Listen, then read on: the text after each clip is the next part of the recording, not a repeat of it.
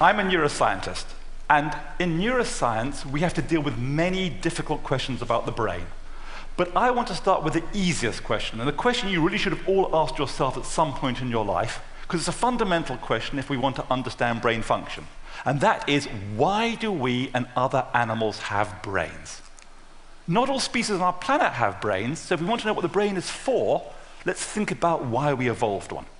Now, you may reason that we have one to perceive the world or to think, and that's completely wrong.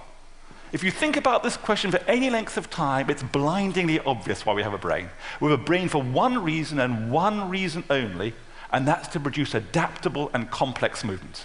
There is no other reason to have a brain. Think about it. Movement is the only way you have of affecting the world around you. That's not quite true. There's one other way, and that's through sweating. But apart from that, everything else goes through contractions of muscles. So think about communication, speech, gestures, writing, sign language. They're all mediated through contractions of your muscles. So it's really important to remember that sensory, memory, and cognitive processes are all important, but they're only important to either drive or suppress future movements. There can be no evolutionary advantage to laying down memories of childhood or perceiving the color of a rose if it doesn't affect the way you're going to move later in life. Now, for those who don't believe this argument, we have trees and grass on our planet without the brain, but the clinching evidence is this animal here, the humble sea squirt.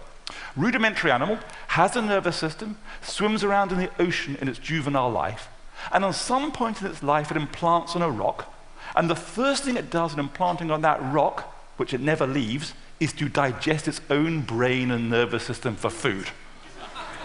So once you don't need to move, you don't need the luxury of that brain. And this animal is often taken as an analogy to what happens in universities when professors get tenure. But that's a different issue. So I am a movement chauvinist. I believe movement is the most important function of the brain. That anyone tell you that's not true. Now, if movement is so important, how well are we doing understanding how the brain controls movement? And the answer is we're doing extremely poorly. It's a very hard problem. But we can look at how well we're doing by thinking about how well we're doing building machines which can do what humans can do. Think about the game of chess. How well are we doing determining what piece to move where? If we put Garry Kasparov here when he's not in jail against IBM's Deep Blue, well, the answer is IBM's Deep Blue will occasionally win. And I think if IBM's Deep Blue played probably anyone in this room, it would win every time. That problem is solved. What about the problem of picking up a chess piece, dexterously manipulating it, and putting it back down on the board? If we put a 5-year-old child's dexterity against the best robots of today, the answer is very simple. The child wins easily. There's no competition at all. Now, why is that top problem so easy and the bottom problem so hard? One reason is a very smart 5-year-old could tell you the algorithm for that top problem, look at all possible moves to the end of the game, and choose the one that makes you win. So it's a very simple algorithm.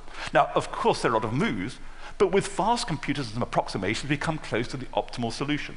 When it comes to being dexterous, it's not even clear what the algorithm is you have to solve to be dexterous. And we'll see you have to both perceive and act on the world, which has a lot of problems. But let me show you cutting-edge robotics. Now, a lot of robotics is very impressive, but manipulation robotics is really still in the dark ages. So this is the end of a PhD project from one of the best robotic institutes, and the student has trained this robot to pour this water into a glass. It's a hard problem because the water sloshes about, but it can do it. But it doesn't do it with anything like the agility of a human. Now, if you want this robot to do a different task, that's another 3-year PhD program. There is no generalization at all from one task to another in robotics. Now, we can compare this to cutting-edge human performance.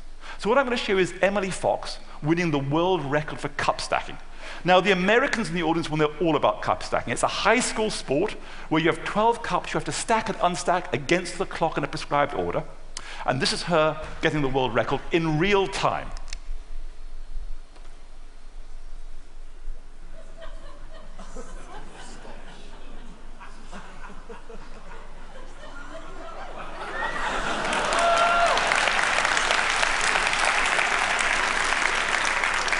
And she's pretty happy. We have no idea what is going on inside her brain when she does that, and that's what we'd like to know. So in my group, what we try to do is reverse engineer how humans control movement. And it sounds like an easy problem. You send a command down, it causes muscles to contract, your arm or body moves, and you get sensory feedback from vision, from the skin, from muscles, and so on. The trouble is these signals are not the beautiful signals you want them to be. So one thing that makes controlling movement difficult is, for example, sensory feedback is extremely noisy. Now, by noise, I do not mean sound. We use it in the engineering or neuroscience sense, meaning a random noise corrupting a signal. So in the old days before digital radio, when you were tuning in your radio and you heard on the station you wanted to hear, that was the noise. But more generally, this noise is something which corrupts the signal. So for example, if you put your hand under a table and try to localize it with your other hand, you can be off by several centimeters due to the noise in sensory feedback. Similarly, when you put motor output or movement output, it's extremely noisy. Forget about trying to hit the bullseye in darts. Just aim for the same spot over and over again. You have a huge spread due to movement variability. And more than that, the outside world or task is both ambiguous and variable. The teapot could be full, it could be empty, it changes over time. So we work in a whole sensory movement task soup of noise. Now this noise is so great that society places a huge premium on those of us who can reduce the consequences of noise. So if you're lucky enough to be able to knock a small white ball into a hole several hundred yards away using a long metal stick, our society will be willing to reward you with hundreds of millions of dollars. Now, what I want to convince you is the brain also goes to a lot of effort to reduce the negative consequences of this sort of noise and variability. And to do that, I'm going to tell you about a framework which is very popular in statistics and machine learning over the last 50 years called Bayesian decision theory. And it's more recently a unifying way to think about how the brain deals with uncertainty. And the fundamental idea is you want to make inferences and then take actions. So let's think about the inference. You want to generate beliefs about the world. So what are beliefs? Beliefs could be, where are my arms in space? Am I looking at a cat or a fox? But we're going to represent beliefs with probabilities. So we're going to represent a belief with a number between 0 and 1, 0 meaning I do not believe it at all, 1 means I'm absolutely certain, and numbers in between give you the gray levels of uncertainty. And the key idea to Bayesian inference is you have two sources of information from which to make your inference. You have data, and data in neuroscience is sensory input. So I have sensory input, which I can take in to make beliefs, but there's another source of information, and that's effectively prior knowledge. You accumulate knowledge throughout your life in memories. And the point about Bayesian decision theory is it gives you the mathematics of the optimal way to combine your prior knowledge with sensory evidence to generate new beliefs. And I've put the formula up there. I'm not going to explain to you what that formula is, but it's very beautiful. And it has real beauty and real explanatory power. And what it really says is what you want to estimate is the probability of different beliefs given your sensory input.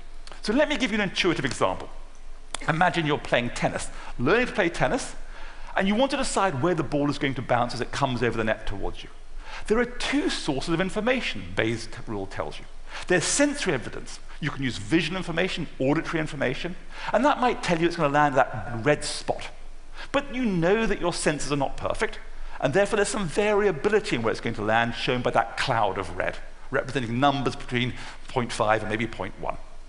That information is available on the current shot. But there's another source of information, not available on the current shot, but only available by repeatedly experiencing the game of tennis. And that's that the ball doesn't bounce with equal probability over the court during the match. If you're playing against a very good opponent, they may distribute it in that green area, which is the prior distribution, making it hard for you to return. Now, both these sources of information carry important information, and what Bayes' rule says is I should multiply the numbers in the red by the numbers in the green to get the numbers in the yellow, which have the ellipses, and that's my belief. So it's the optimal way of combining information. Now, I wouldn't tell you all this if it wasn't that a few years ago we showed this is exactly what people do when they learn new movement skills. And what it means is we really are Bayesian inference machines. As we go around, we learn about the statistics of the world and lay that down, but we also learn about how noisy our own sensory apparatus is, and then combine those in a real Bayesian way. Now, a key part to the Bayesian is this part of the formula. And what this part really says is I have to predict the probability of different sensory feedbacks given my beliefs. So that really means I have to make predictions of the future. And I want to convince you that the brain does make predictions of the sensory feedback it's going to get, and moreover, it profoundly changes your perceptions by what you do.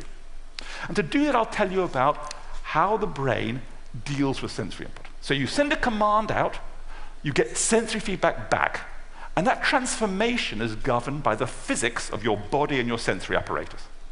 But you can imagine looking inside the brain, and here's inside the brain. You might have a little predictor, a neural simulator of the physics of your body and your senses. So as you send the movement command down, you tap a copy of that off and run it into your neural simulator to anticipate the sensory consequences of your action. So as I shake this ketchup bottle, I get some true sensory feedback as a function of time on the bottom row, and if I've got a good predictor, it predicts the same thing.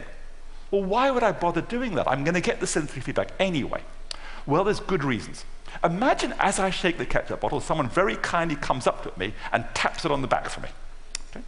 Now I get an extra source of sensory information due to the external act. So I get two sources. I get you tapping on it, and I get me shaking it. But from my senses point of view, they're just combined together into one source of information. Now, there are good reasons to believe that you would want to be able to distinguish external events from internal events, because external events are actually much more behaviorally relevant than feeling everything that's going on inside my body. So one way to reconstruct that is to compare the prediction, which is only based on your movement commands, with the reality, and any discrepancy should hopefully be external. So as I go around the world, I'm making predictions of what I should get, subtracting them off, everything left over is external to me. What evidence is there for this? Well, there's one very clear example where a sensation generated by myself feels very different than generated by another person. And so we decided the most obvious place to start was with tickling. It's been known for a long time you can't tickle yourself as well as other people can, but it hasn't really been shown it's because you have a neural simulator, simulating your own body and subtracting off that sense. So we can bring the experiments into the 21st century by applying robotic technology to this problem. And effectively what we have is something to hold a stick in one hand attached to a robot, and they're going to move that back and forward. And then we're going to track that with a computer and use it to control another robot, which is going to tickle their palm with another stick. And then we're going to ask them to rate a bunch of things, including ticklishness. And I'll show you just one part of our study. And here I've taken away the robots, but basically people move with their right arm sinusoidally back and forward, and we replay that to the other hand with a time delay. Either no time delay, in which case it's like you're just tickling your palm, or with a time delay of 1/10, 2/10, or 3/10 of a second. So the important point here is the right hand always does the same thing, sinusoidal movement. The left hand always gets the same input, sinusoidal tickle. All we're playing with is a temporal causality. And as we go from 0 to 0.1 second, it becomes more ticklish. As we go from 0.1 to 0.2, it becomes more ticklish again. And by 0.2 of a second, it's equivalently ticklish to if the robot just tickled you without you doing anything. So whoever is responsible for this cancellation is extremely tightly coupled to temporal causality. And based on this and other studies, we really convinced ourselves in the field that the brain is making precise predictions and subtracting them off from the sensations. Now, I have to admit, these are the worst studies my lab has ever run, because the tickle sensation of the palm comes and goes. You need large numbers of subjects to hit these stars, making them significant. So we were looking for a much more objective way to assess this phenomena. And in the intervening years, I had two daughters. And one thing you notice about children on back seats of cars on long journeys, they get into fights, which starts off with one of them doing something to the other one retaliating, and it quickly escalates. And children tend to get into fights which escalate in terms of force. Now, when I scream at my children to stop, sometimes they would both say to me, the other person hit them harder. Now, I happen to know my children don't lie. So I felt as a neuroscientist it was important how could I explain how they were telling inconsistent truths. And we hypothesized, based on the tickling study, that when one child hits another, they generate the movement command. They predict the sensory consequences and subtract it off. So they actually think they've hit the person less hard than they have, rather like the tickling. Whereas the passive recipient doesn't make the prediction, feels the full blow. So if they retaliate with the same force, the first person will think it's been escalated. So we decided to test this in the lab. Now, we don't work with children, we don't work with hitting, but the concept is identical. We bring in two adults and we tell them they're going to play a game. And so here's player one and player two sitting opposite each other. And the game is very simple. We start off with a motor, with a little lever, with a little force transducer. And we use this motor to apply a force down to the player one's fingers for 3 seconds, and then it stops. And that player's been told, remember the experience of that force, and use your other finger to apply the same force down to the other subject's finger through a force transducer. And they do that. And player two's been told, remember the experience of that force, use your other hand to apply the force back down. And so they take it in turns to apply the force they've just experienced back and forward. But critically, they're briefed about the rules of the game in separate rooms. So they don't know the rule the other person is playing by. And what we can measure is the force as a function of turns. And if we look at what we start with, 1/4 of a Newton there, a number of turns, perfect would be that red line. And what we see in all pairs of subjects is this: a 70% escalation in force on each go. So it really suggests when you're doing this, based on the study and others we've done, that the brain is cancelling the sensory consequences and underestimating the force it's producing. So it really shows that the brain makes predictions and fundamentally changes the percepts. So we've made inferences, we've done predictions, now we have to generate actions. And what Bayesian says is, given my beliefs, the action should in some sense be optimal. But we've got a problem. Tasks are symbolic. I want to drink, I want to dance. But the movement system has to contract 600 muscles in a particular sequence, and there's a big gap between the task and the movement system. So it can be breached in infinitely many different ways. So think about just a point-to-point movement. I could choose these two paths out of infinite number of paths. Having chosen a particular path, I can hold my hand on that path. There's infinitely many different joint configurations. And I can hold my arm in a particular joint configuration, either very stiff or very relaxed. So I have a huge amount of choice to make. Now, it turns out we are extremely stereotypical. We all move the same way, pretty much. And so it turns out we're so stereotypical, our brains have got dedicated neural circuitry to decode the stereotypy. So if I take some dots and set them in motion with biological motion, your brains have circuitry to understand instantly what's going on. Now, this is a bunch of dots moving. You will know what this person's doing, whether they're happy, sad, old, young, a huge amount of information. If these dots were cars going around a racing circuit, you would have absolutely no idea what's going on. So why is it we move the particular ways we do? Well, let's think about what really happens. Maybe we don't all quite move the same way. Maybe there's variation in the population, and maybe those who move better than others have got more chance of getting your children into the next generation. So on evolutionary scales, movements get better. And perhaps through life, movements get better through learning. So what is it about a movement which is good or bad? Imagine I want to intercept this ball. Here are two possible paths to that ball. Well, if I choose the left-hand path, I can work out the forces required in one of my muscles as a function of time. But there's noise added to this. So what I actually get, based on this lovely, smooth, desired force, is a very noisy version. So if I play the same command through many times, I will get a different noisy version each time, because noise changes each time. So what I can show you here is how the variability of the movement will evolve if I choose that way.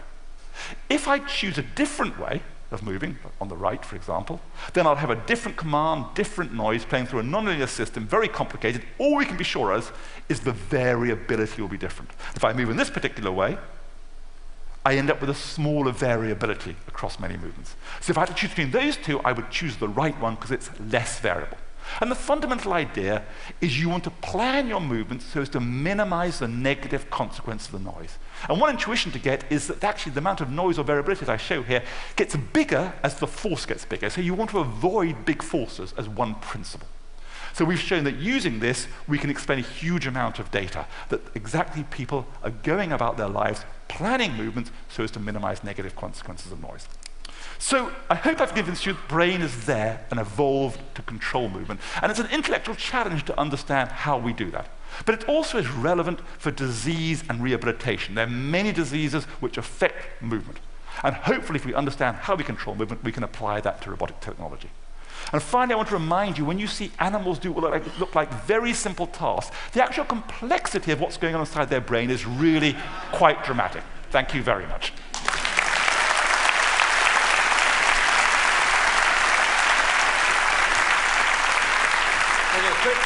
Quick question for you, though. Yep. So you're a movement Chauvinist.